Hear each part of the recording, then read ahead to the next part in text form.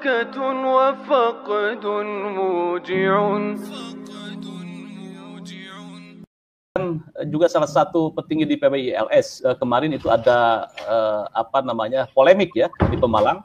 Kemudian juga kemarin ketika di Depok juga ada sedikit polemik gitu ya, ketika PBILS di Depok mendeklarasikan organisasi, kemudian juga ada protes dari Bahar bin Smith. Bagaimana Anda melihat dinamika ini?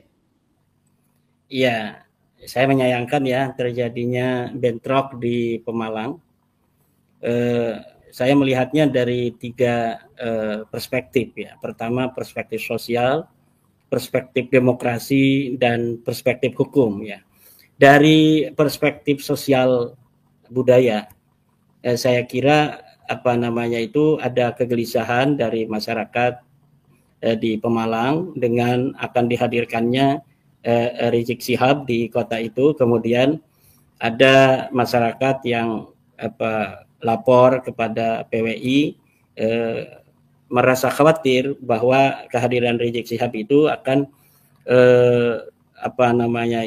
mengganggu tatanan sosial yang sudah terbangun di wilayah itu.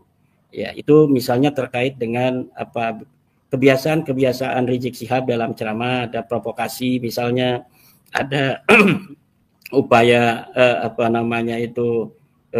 hasutan atau ada adu domba dan lain sebagainya. Saya kira itu yang terjadi sehingga peristiwa di Pemalang itu bisa terjadi. Kemudian dari perspektif hukum ini sudah ada tindak pidana, ada orang yang membawa senjata tajam, ada orang yang sudah terkena senjata tajam. Ini kita melihat adanya kelemahan penegakan hukum yang terjadi di Indonesia sehingga orang berani untuk melanggar hukum. Karena sebelumnya kan ada juga yang membawa senjata-senjata tajam di sebuah panggung ceramah, kemudian tidak ditindak tegas oleh petugas. Padahal itu sudah melanggar undang-undang sistem hukum kita, di mana orang tidak boleh untuk memperlihatkan senjata tajam atau membawa senjata tajam. Nah, karena adanya kurang tegas penegakan hukum itulah kemudian sampai terjadi ada orang yang berani membawa senjata tajam sehingga terjadi bentrokan itu mengakibatkan adanya orang yang terkena sabetan senjata tajam. Saya kira negara kita adalah negara hukum, kita berikan itu kepada pihak yang berwenang untuk menanganinya, baik secara hukum formal maupun secara administratif, karena saya kira kemarin itu sudah dicopot Kapolres dari Pemalang, mungkin itu terkait dengan peristiwa di Pemalang itu, tetapi saya belum melihat DPRD Pemalang untuk menggunakan hak sebagai anggota dewan untuk mempertanyakan kepada Bupati Pemalang, karena Bupati Pemalang juga hadir pada acara itu. Tentunya Bupati Pemalang juga bertanggung jawab akan acara tersebut. Maka DPRD Kabupaten Pemalang seharusnya menggunakan hak DPRD Kabupaten Pemalang untuk mempertanyakan, hak bertanya kepada Bupati Pemalang bagaimana peristiwa itu bisa terjadi di Kabupaten Pemalang padahal Bupati waktu itu hadir. Nah, kemudian tentu ada SOP yang tidak dilakukan dalam acara itu kan, ya, sehingga walaupun banyak pihak keamanan yang hadir, tapi bisa sampai terjadi bentrokan tersebut. Nah, itu dari perspektif hukum. Dari perspektif demokrasi, saya kira apa yang dilakukan oleh warga Pemalang yang kemudian meminta bantuan kepada PWI LS dari Pemalang untuk mengawal mereka menolak Rizik Syihab adalah bagian dari sistem demokrasi kita, bahwa setiap orang mempunyai hak untuk menyatakan pendapat menolak akan pemikiran-pemikiran seseorang yang dinilai provokatif, yang dinilai memecah belah, yang dinilai akan menghancurkan tatanan keharmonisan di suatu daerah. Saya kira ini adalah merupakan hak demokratis yang dimiliki oleh warga Pemalang untuk menolak Rizik Syihab di Pemalang itu. Nah, kemudian Untuk apa namanya PWILS, saya kira PWILS memiliki tanggung jawab yang lebih besar dari hanya sekedar mengawal masyarakat untuk menolak penceramah-penceramah provokatif. Lebih dari itu, PWILS sebagai kepanjangan dari ajaran Wali Songo hari ini yang telah memiliki kepercayaan masyarakat yang sangat luar biasa. PWILS dalam waktu yang sangat singkat, hanya 1 tahun lebih, ini telah memiliki kepengurusan dari mulai tingkat provinsi sampai ke tingkat desa. Dan itu di Pulau Jawa itu hampir 80%. Bahkan di Jawa Tengah itu sampai tingkat ranting-ranting juga sudah ada. Saya kira kepercayaan masyarakat yang begitu besar terhadap PWILS ini harus dijawab oleh PWILS dengan aksi-aksi nyata, yaitu aksi nyata dalam rangka mengawal masyarakat menuju pencerahan dalam cara berpikir, pencerahan dalam bagaimana mereka bisa meningkatkan kehidupan, bisa meningkatkan kesejahteraan, bisa dalam rangka itu beragama lebih cerdas dalam suasana keharmonisan. Karena kalau kita baca di dalam ADART PWILS itu luar biasa sekali. Apalagi kalau kita membaca konun asasi dari PWILS, di mana konun asasi PWILS ini berdiri untuk menjaga kebinekaan yang ada di Indonesia. PWILS dibentuk untuk menjadi pengayom warga-warga minoritas, baik minoritas suku maupun minoritas agama.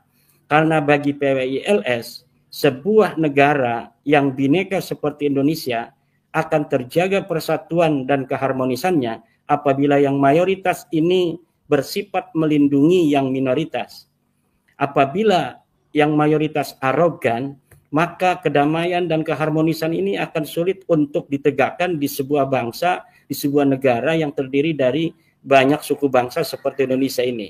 Maka PWILS memandang untuk Indonesia agar mampu bertahan selama-lamanya di muka bumi ini, dan dengan realitas yang ada hari ini, di mana kita beragam dalam suku bangsa, kita beragam dalam agama, maka orang-orang Jawa, karena kita termasuk orang Jawa, dan juga orang Islam, di mana keduanya merupakan mayoritas di Indonesia ini, dua mayoritas ini harus betul-betul mempunyai kesadaran kolektif akan pentingnya sebuah pengetahuan, sebuah kesadaran bahwa jika kita mengayomi semua yang minoritas itu, maka kehidupan kita, persatuan kita akan tetap terjaga. Kedamaian, kemudian penuh dengan kasih sayang, saling hormat menghormati.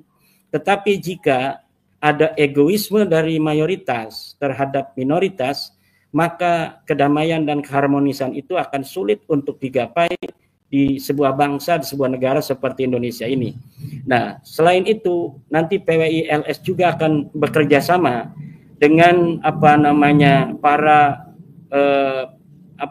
aktivis-aktivis kebudayaan, baik dari kebudayaan lokal yang masih berkaitan dengan agama Islam maupun dengan kebudayaan dari agama lain, untuk bekerja sama juga mencari sebuah format yang bisa menjaga keharmonisan ini selamanya, sehingga akan terwujud di mana mayoritas itu nanti menyayangi dan minoritas itu akan menghormati. Dan inilah menjadi cita-cita perjuangan Wali Songo Indonesia Laskar Sabilillah. PWILS Laskar Sabilillah akan mengawal kebinekaan Indonesia ini menuju kemajuan negara Indonesia yang dicita-citakan oleh The Founding Father kita pada saat memerdekakan diri bangsa Indonesia tahun 1945. Dalam saat yang sama, PWILS akan menjaga nilai-nilai agama Islam yang universal, tetap murni dan konsekuen, tetapi dalam saat yang sama welcome dan menghormati daripada kebudayaan-kebudayaan Indonesia, terutama kebudayaan-kebudayaan yang dikembangkan oleh masyarakat Muslim di Indonesia. Jadi dalam satu sisi PWILS akan menjaga nilai-nilai kebangsaan, bagaimana mengajak seluruh bangsa Indonesia yang berbeda suku, berbeda agama untuk saling menyayangi, saling menghormati. Di sisi lain, dari sisi keislaman, karena memang PWILS ini dibentuk oleh putra-putri dari Nahdlatul Ulama, maka keislaman ini sebagai yang telah diwarisi dan diimani selama ini oleh kita pun akan tetap dijaga sesuai dengan universalisme Islam yang sesuai dengan ajaran Al-Quran dan Al-Hadis, ijma dan qiyas. Tetapi kelebihannya PWILS akan lebih menekankan di mana Islam itu welcome terhadap kebudayaan masyarakat Indonesia yang tidak bertentangan dengan akidah daripada agama Islam itu sendiri. Dan bukan hanya dengan agama-agama yang berbeda yang telah disahkan sebagai agama yang diakui di Indonesia, PWILS pun akan welcome dan bekerja sama untuk menjaga Indonesia ini dengan berbagai macam aliran-aliran kepercayaan di Indonesia ini. Kita akan mencari format kebangsaan yang saling menghormati satu sama lainnya untuk mencapai kemajuan bersama, kemakmuran dan kesejahteraan rakyat Indonesia. Terima kasih, Kang Mas. Baik, panjang lebar ini tentang PWILS, tetapi ada stigma atau framing yang muncul bahwa PWILS ini sebagai pemecah umat ini, Kiai. Mungkin Kiai bisa mengklarifikasinya ini, karena framing ini bisa jadi menjadi sebuah upaya untuk mendelegitimasi peran-peran positif PWILS. Silakan. Kalau kita ingin mengenal sebuah organisasi, kenal ADART-nya.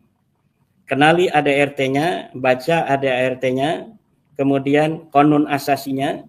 Konun asasi daripada PWILS itu bisa kita baca di media sosial, dari web-web yang ada di internet. Bagaimana, siapa saja pengurusnya?